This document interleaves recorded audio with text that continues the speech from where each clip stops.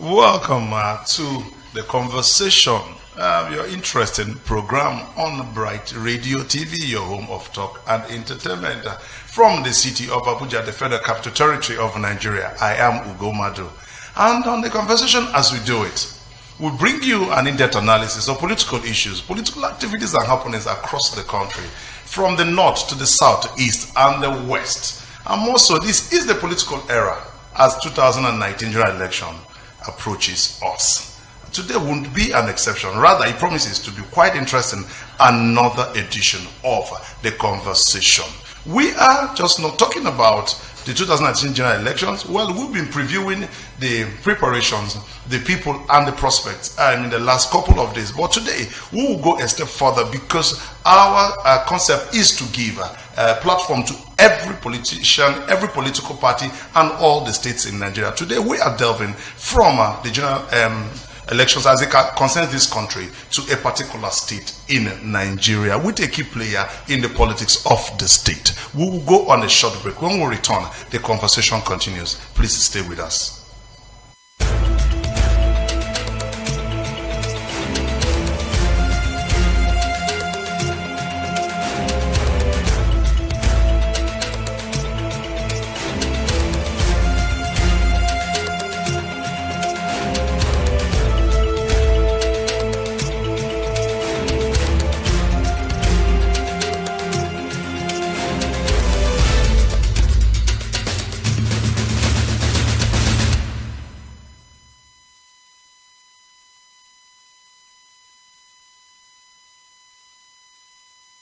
Okay, welcome back from that short break. You are still watching the conversation on Bright Radio TV, your home of talk and entertainment.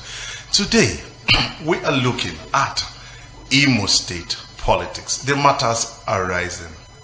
And I have with me in the studio a key player in Imo politics, one who has passed through the ranks in the state service and became a top appointee of the state government until a few days ago when he decided to throw his heart into the rings of the political process in the state.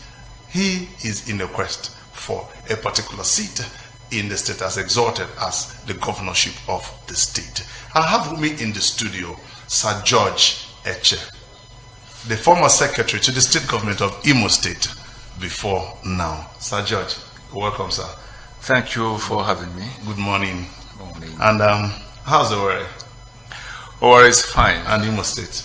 Imo State is okay. Fine. It's a pleasure to have you in the studio on the conversation. Okay, we are looking at the Imo politics, the matters arising.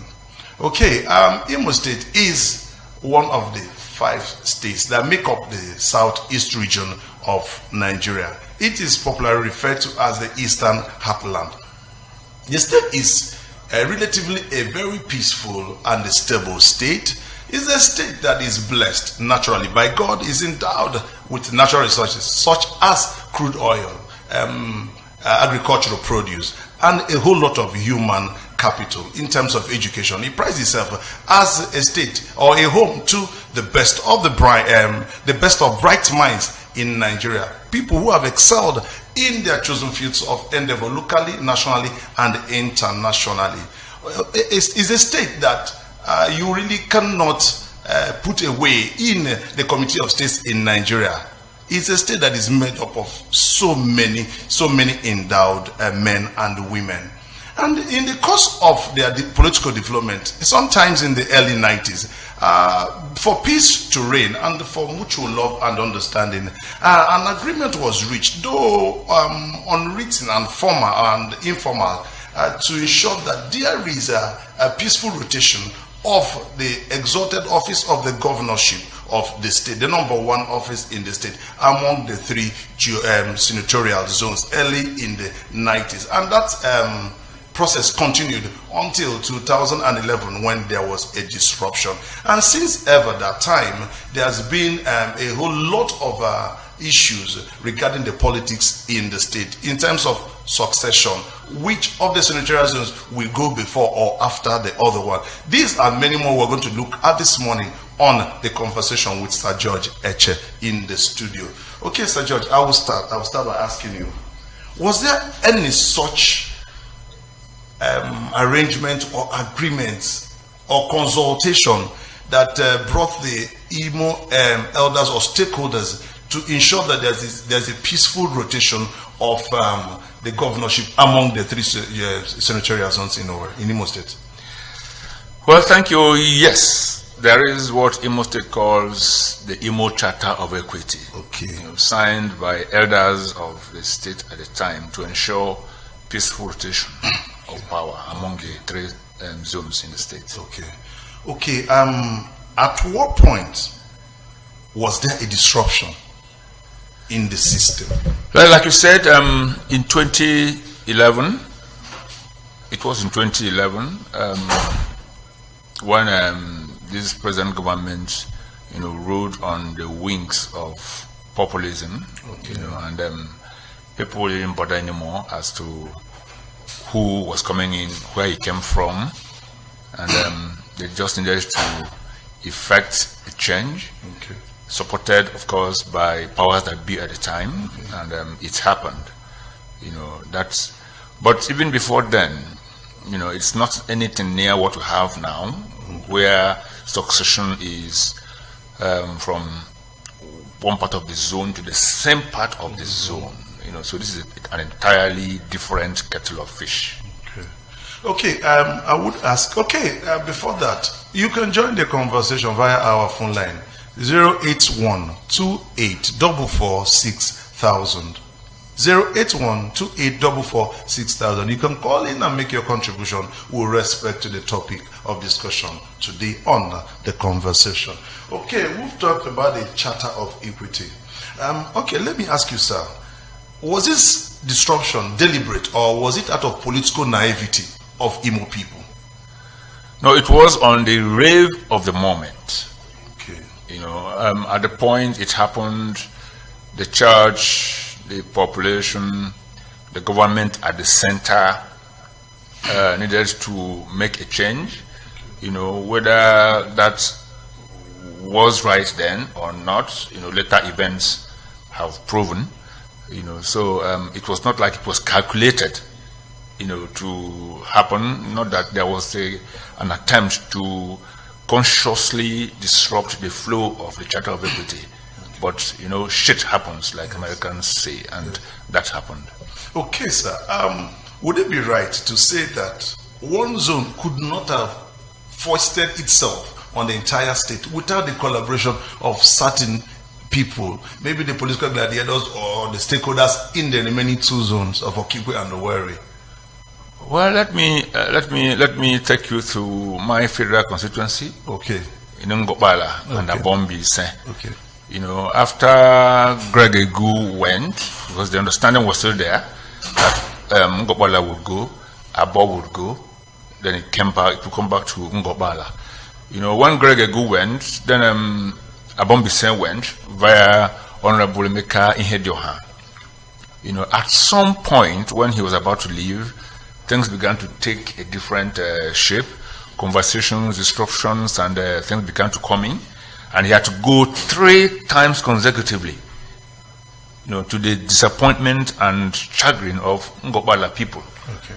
So, like I said, it's not the populace, it's not the masses coming to do this. Often you find leaders, who for their selfish interest, get easily bought over, who sell their birthrights, for pots of porridge. That is what's happened in Ngobala. And in the particular case of 2011, like I said, there was this wave of populism, and it swept everybody off their feet, and we had a slight disruption of that flow, which people now want to correct. Okay. Yes. Okay.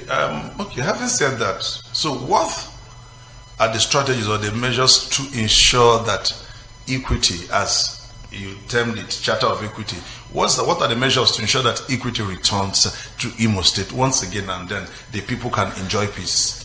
Well, first of all, we need to be very, very careful with this Charter of Equity. Okay. Because we stand the risk of reducing what we have in Imo State to a zonal conflict. Yes. It is not. Okay. You know, you don't want to have Owerri zone pitched against Olu zone or Kigwe zone, or vice versa. Okay. You know, it is all of Imo really. Basically, all of Imo agree. It is the turn of Owerri. The idea, the point is, Owerri zone in the past number of years has been in government for less than 2 years, via the late Evan Enwonem. And Okigwe zone has been there for about 8 years, just over 8 years. 4 years Mbakwe and 4 years Governor Hakim. Okay. The good people of Olo have been there for, well, by 2019 they will have been there for 16 years. You know, and nature, equity, justice, you know, demands that we look somewhere else from Olu zone. But I am not coming out to vie for this office just on the wings of zonal sentiments. I am a brand, and I like to market my brand. You know, if it's just that I'm from Owerri zone, I wouldn't be talking. So we must be very careful so that Imo people understand it's not necessarily about zoning. I mean, anybody from Olo could have come out if it's about zoning. It could have been anybody at all, you know, from Olu zone. So we need to separate this so that we don't pitch one zone against the other. Okay. Okay, you are still watching the conversation today with the former SSG Imo State, Sir George Eche. Okay, we will go on a short break. When we return, the conversation continues. Please stay with us.